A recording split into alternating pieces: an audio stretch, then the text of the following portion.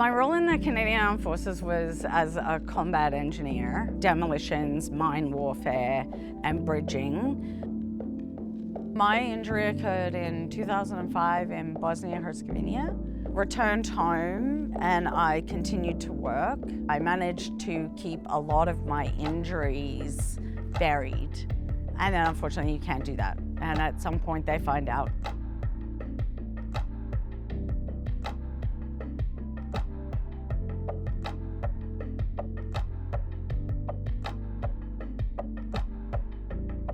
I have had many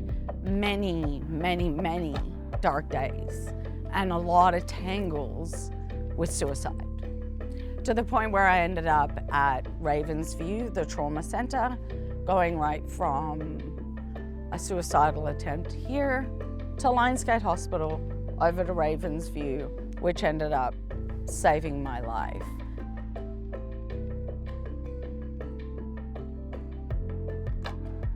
Once we each pulled apart the traumas and the way that we felt about it, really helped you get a different perspective on your trauma. Stacey Grubb and I kind of came up with pain shared is pain divided, because once you do share a bit of that pain, you realize you're not an island. There are lots of other veterans out there that feel the exact same way, and that if we share a little bit of that, it divides it just a little bit.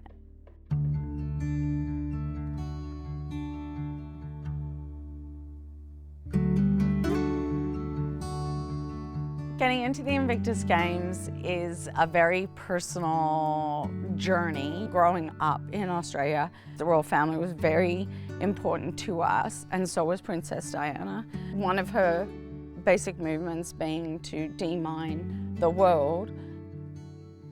It all kind of came full circle when it was in Whistler at my home mountain. It was Prince Harry's games for veterans, all around the demining accidents that I've had. So I felt like it all just kind of, all the stars aligned. I think it was really brave of Prince Harry to come out and say, you know what, the mental health injury, the invisible injury is just as important, and we need to address those as well. My husband and my children have been inside the four walls that I'm talking about being stuck inside of with my PTSD.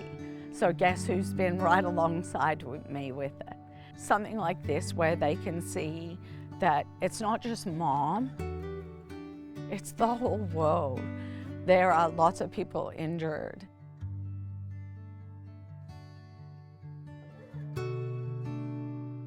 I love that we're introducing a winter aspect to it. It opens up another whole community that can join into the games as well, especially when some of the sit skiers are getting out on snow for the first time.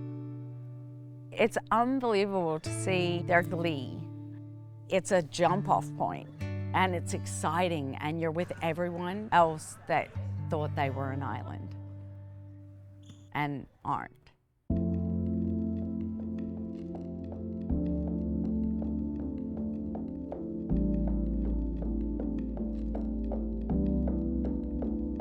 The ski trainer that I have right now talked me down the steepest run in Whistler, and the power of just being behind my helmet and no other voices, and me making every decision about where my life was going and how I was going to get there made me feel free. It just stopped the voices.